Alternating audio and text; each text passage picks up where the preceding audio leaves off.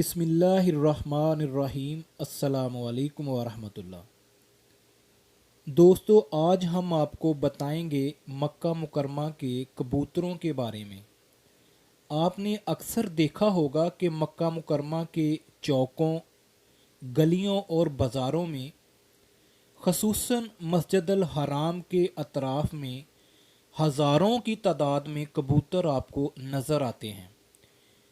ये कबूतर हाजियों के सरों पर मंडलाते रहते हैं और उनसे अपनी उनसियत का इजहार करते हैं।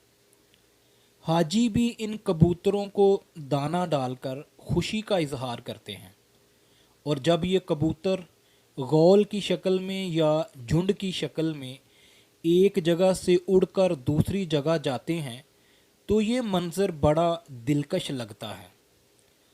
जब हाजी मक्का मुकरमा या मदीना मुनव्वरा पहुंचते हैं तो कबूतरों के ये झुंड हाजियों का इस्तकबाल करते दिखाई देते हैं।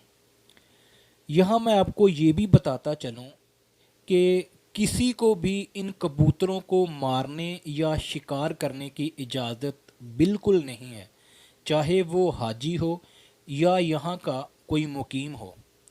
इसके अलावा इन कबूतरों के रहने के जो ठिकाने हैं वहाँ से भी इन्हें भगाने की इजाज़त हरगिज़ नहीं है।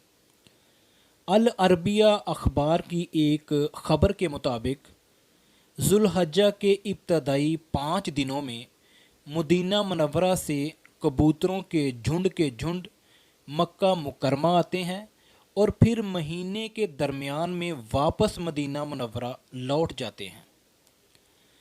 इन कबूतरों के बारे में कई किस्से और कहानियाँ मशहूर हैं। अगर बात की जाए इन कबूतरों की नस्ल की, तो उर्दू न्यूज़ में शाया होने वाली एक ख़बर के मुताबिक हरम के कबूतरों की नस्ल उस कबूतर से है जिस कबूतर ने गारे सौर के धाने पर, गारे सौर के मुंह पर घोंसला बनाया था।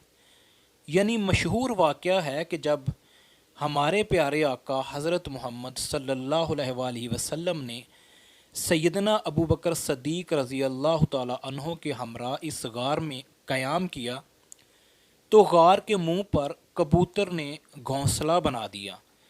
जब कुफ़ार पीछा करते हुए इस जगह पहुँचे तो उन्होंने सोचा कि अगर कोई इस गार में दाखिल हुआ होता तो यकीनन ये घोंसला टूट जाता, इसलिए वो गार के अंदर दाखिल नहीं हुए और वो वापस लौट गए। मक्का मुकरमा की तारीख़ और सीरत के अस्कॉलर सुमैर अहमद बरका के मुताबिक हरम के कबूतरों की नस्ल वही है जिन्होंने गारे सौर के मुंह पर घोंसला बनाया था। दोस्तों, अहलियान मक्का मुकरमा की इन कबूतरों के साथ मोहब्बत का अंदाज़ा आप इस बात से लगा सकते हैं कि मक्का मुकरमा के एक शख्स ने अपनी एक बिल्डिंग हरम शरीफ के कबूतरों के लिए वक्फ़ कर रखी है। उस बिल्डिंग से जितनी भी आमदनी होती है उस आमदनी से इन कबूतरों को दाना डाला जाता है और इनका भरपूर ख्याल रखा जाता है।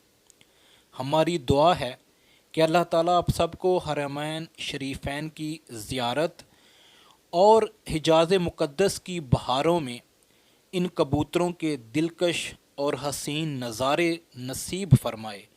आमीन या रब्बल आलमीन। आखिर में आपसे गुजारिश है कि अगर आप चाहें तो हमारे चैनल को सब्सक्राइब करें और कमेंट बॉक्स में अपनी राय का इजहार ज़रूर करें। जज़ाकल्लाह। अस्सलामु अलैकुम व रहमतुल्लाह।